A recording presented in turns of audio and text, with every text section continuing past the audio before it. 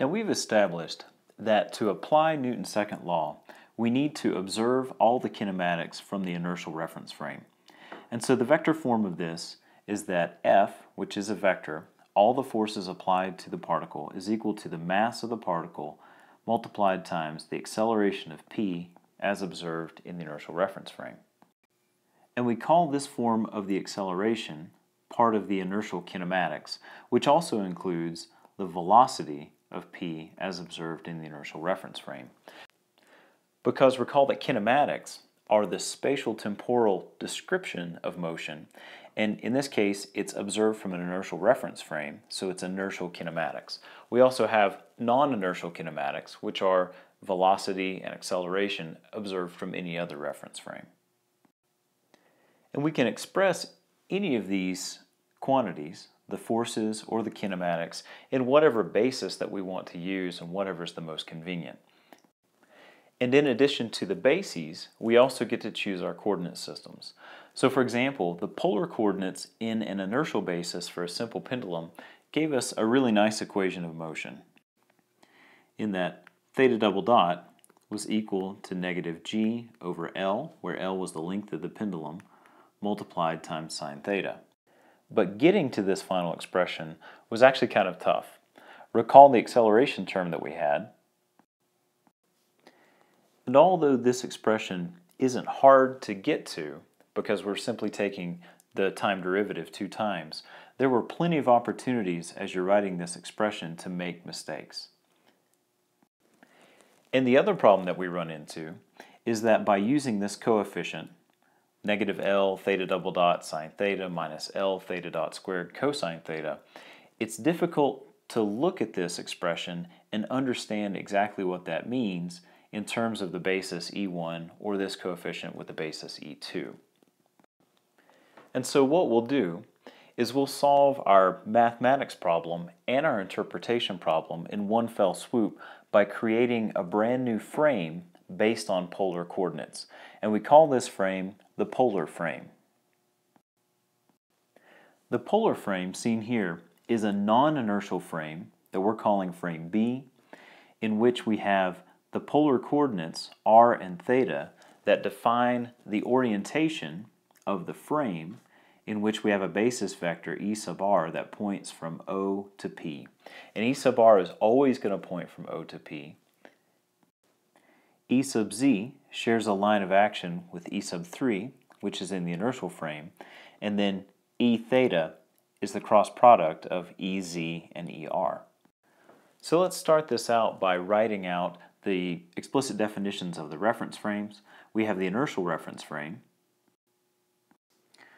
where the direction E sub 1 is E sub r when theta is equal to 0, E3 being out of the page, and then E2 being the cross product of E3 and E1. Then next we have our polar frame, and for this frame we have the origin at O. We said that ER is always going to point from the origin to the particle, and then E theta will be positive in the direction of positive theta. So if theta increasing is positive, we're going to have E theta pointed in the same direction. And finally Ez. And we need to calculate the inertial kinematics to be able to apply Newton's second law to any of these problems. So we start with the position vector of p with respect to O, which is the distance r in the ER direction. To find the velocity of p with respect to O as observed in the inertial reference frame, we'll take the time derivative as observed in the inertial reference frame of our position vector. And using the product rule, we end up with a familiar expression where the velocity of p observed in the inertial reference frame is r dot in the ER direction plus r times the time derivative of the basis vector ER. And as one quick note, when we calculate the velocity and acceleration, you can then drop the with respect to O portion, and so often you'll see the velocity or the acceleration as just the velocity of p observed in the inertial reference frame. And so as we examine our velocity expression, we run into a problem with our second term, and that's we need to take the time derivative as observed in the inertial reference frame of the basis vector E sub r. And that's a problem because the basis vector E sub r is rotating with respect to the inertial reference frame. So we can't just cross that out and call that 0, like we could if it were the time derivative of E sub 1 or E sub 2. So we'll spend the rest of this screencast devoted to the time derivative as observed in the inertial reference frame for the basis vector E sub r and the time derivative as observed in the inertial reference frame for the basis vector E sub theta. So to start this process, to find the time derivative as observed in the inertial reference frame of E sub r, let's express E sub r in terms of an inertial basis. And to do that, we need to create the transformation table that connects the basis in the inertial reference frame with the basis in the polar reference frame. After drawing our vectors E1 and E2 related to ER and E theta through the positive theta in the counterclockwise direction, we get that ER is equal to cosine theta E1 plus sine theta E2, and E theta is equal to negative sine theta E1 plus cosine theta E2. And this gives us the transformation table between the two bases that's identical to the example that we had in the last screencast. So now we substitute the ER in the time derivative expression with cosine theta E1 plus sine theta E2. And this is an expression that we can easily take the time derivative of. We see that each of these values has a shared theta dot that we can move outside the parentheses.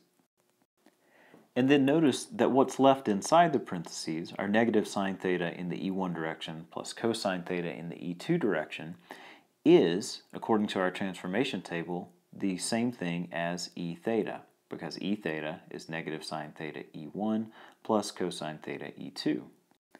And so the time derivative, as observed in the inertial reference frame, of ER is equal to theta dot in the E theta direction. And so what this expression, theta dot in the E theta direction, is telling us is that the change in time for this vector, E sub r, is it has a direction, and it's in the direction of positive E theta when theta dot is positive.